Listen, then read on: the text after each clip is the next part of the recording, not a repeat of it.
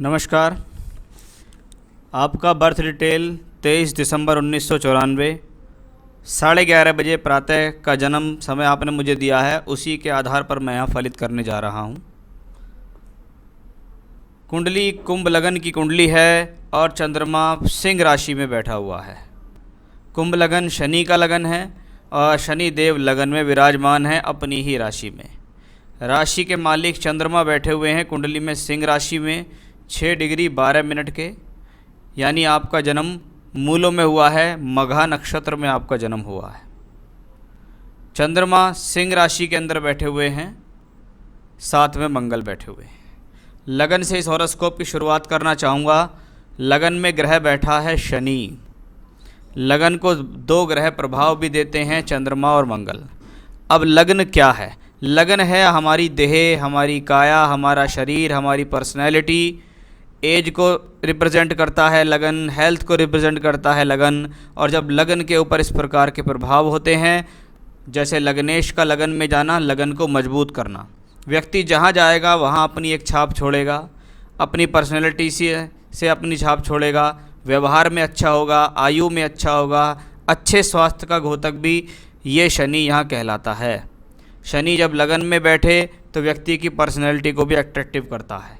साथ ही साथ जीवन में ऐसे व्यक्ति स्वयं के बल पर कुछ अच्छा करने में सक्षम होते हैं, कुछ बड़ा करने में सक्षम होते हैं। शास्त्र यहाँ तक कहता है लग्नेश लगन में बैठे तो समझ लीजिए व्यक्ति जीवन में कितनी भी बड़ी चीज़ में अगर हाथ डालता है तो उसमें सक्सेस होने के चांसेस बढ़ जाते हैं, क्योंकि उसके अंदर उतनी कैपेबिलिटीज़ होती हैं कि वो उस कार्य में सक्षम हो जाए।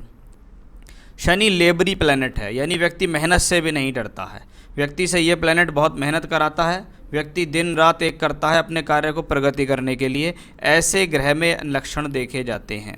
अगर जीवन में कभी शनि की महादशा आ गई तो समझ लीजिए आपके ये वारे न्यारे कर देगी। चलिए, ये तो हो गई लगन की बात। लगन के ऊपर चंद्र मंगल का योग भी है।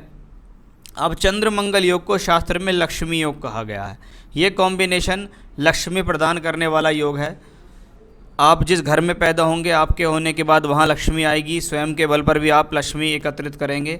साथ ही साथ चंद्र मंगल ये योग एक साथ हो, चंद्रमा और मंगल दोनों केतु के नक्षत्र में शनि से दृष्ट है, तो ये व्यक्ति को स्वभाव से कुछ मूडी किस्म का भी बनाता है। यानी व्यक्ति छोटी छोटी बातों पर नाराज़ हो जाएगा, थोड़ा एग्रेसिव हो जाएगा, जिद करने लगेगा। ऐसा भी योग इन चंद्र मंगल के साथ देखा गया है।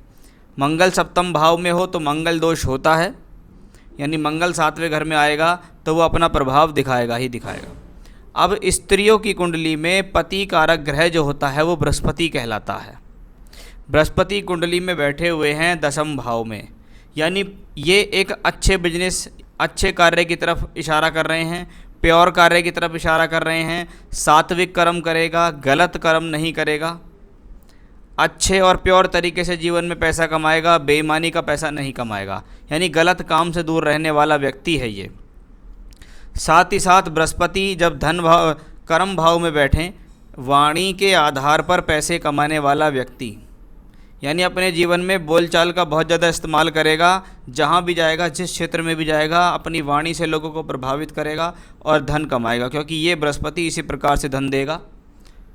साथ ही साथ ये बृहस्पति आपको शिक्षा से जुड़े हुए कार्य, शिक्षा से जुड़े हुए क्षेत्र, इनमें भी कार्य करने की क्षमता देगा, क्योंकि 10th हाउस का बृहस्पति एक हीलर की तरह काम करता है।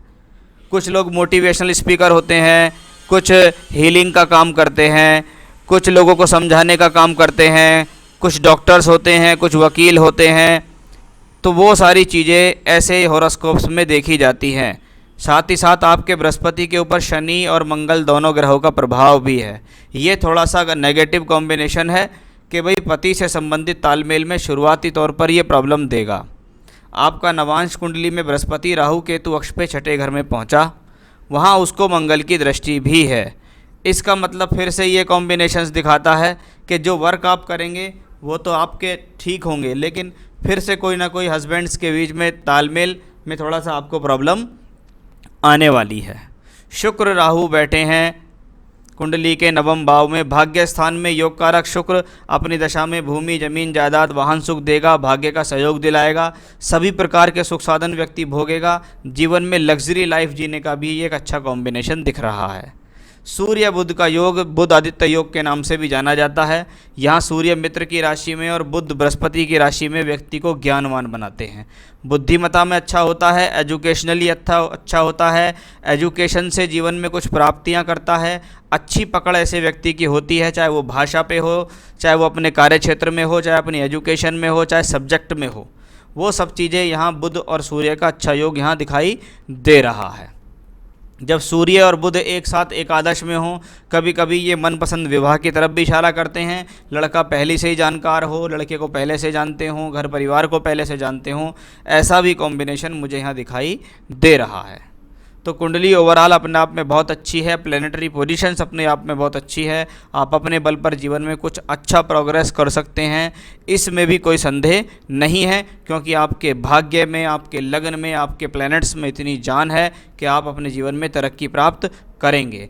जब पंचम का मालिक बुध एकादश भाव में हो तो व्यक्ति बुद्धियों से प्राप्ति करता है, बुद्धि से लाभ प्राप्त करता है, अपनी योजनाओं से प्राप्त करता है, इतना कैपेबल होता है कि वो अपना योजना बना के दिमाग लगा के जीवन में तरक्की कर लेता है। साथ ही साथ आप इनके कर्म की कुंडली को भी देखिए, दशमांश कुंडली जहाँ से हम प्रोफेशनली सक्सेस देखते हैं, वहाँ भी Jupiter, moon, Ketu, Mars, Mercury, Rahu, इन सब का कनेक्शन सेकंड हाउस से है। यानी यहाँ भी यही चीज़ कॉम्बिनेशन है कि जीवन में बोलचाल का बहुत ज़्यादा उपयोग होने वाला है और उसी के बल पर आप जीवन में पैसा कमाने वाले हैं।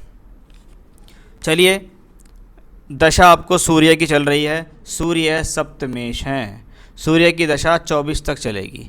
सप्तमेश सप्तम भाव पद प्राप्ति का भाव है, ये आपको काम दे सकता है, सोर्स ऑफ इनकम दे सकता है। 7th house also non for spouse, marriage के लिए भी जाना जाता है, वहाँ पर बैठा है मंगल, वहाँ पर बैठा है चंद्रमा, यानी ये सूर्य आपको प्रोफेशनल लाइफ के लिए एक अच्छी दशा शुरू हुई है। नवांश कुंडली में सूर्य को देखिएगा, 3rd हाउस में बैठा है, पंचमेश होके बैठा है, 7 में लग्नेश मंगल है। फिर से एक कॉम्बिनेशन आता है कि आपके जीवन के अंदर आपका जहाँ भी विवाह होना है, या तो आप लड़के को पहले से जानते हैं, कोई जानकारी है, या घर परिवार पहले से जान रहा है, या बहुत नज़दीकी में किसी ने कोई रिश्ता कराया, ऐसे योग यहाँ दिखाई दे रहे हैं, क्योंकि सूर्य ने यहाँ भी यही दर्शित किया है। और सूर्य दशमांश कुंडली में द्वादश में है, द्वादश का मालिक होकर 6ठे में है, ये घर से दूर यानी जन्म स्थली से दूर ले जाना सक्षम है। चलिए, आपने कहा है I want to study now in nursing, so is it okay और not.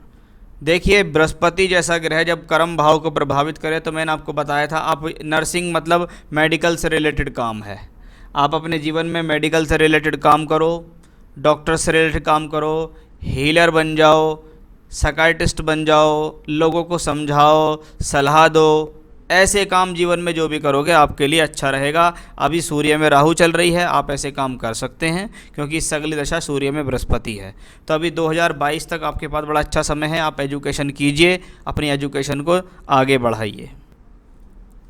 Van and where can find my partner, मैंने पार्टनर्स का आपको वो बता दिया है कि कहाँ से हो सकता है, किस तरीके का हो सकता है। बाकी अभी आपको दशा शुरू होने वाली है। सूर्य में राहु की दशा आपको 14 नवंबर 2019 से शुरू हो गई है। राहु कुंडली के द्वादश भाव में बृहस्पति की राशि में है, और राहु के बाद आएगा, अभी ये ख़त्म हो जाएगा 8 अक्टूबर को, उसके बाद आएगा सूर्य में बृहस्पति। अब सूर्य में बृहस्पति से आपकी कुंडली में विवाह का योग शुरू हो गया। बृहस्पति के बाद शनि, मैं समझता हूँ 2022 के अंत तक आपको बहुत सुंदर दशा शादी के लिए चल रही है। घर से दूर विवाह दिखता है, जैसे कि आपने पूछा है कि यहाँ का होगा या बाहर का होगा, तो बाहर के होने की भी बहुत ज़्यादा संभावनाएं दिखाई दे रही हैं। लेकिन बहुत ज़्यादा ये जो कॉम्बिनेशंस मैंने बताए हैं, जानकारी वाले, पहले से जानने वाले, आज के समय में इसको लव रिलेशन भी कहते हैं, तो वैसा भी आपकी हॉरोस्कोप में दिखाई दे रहा है।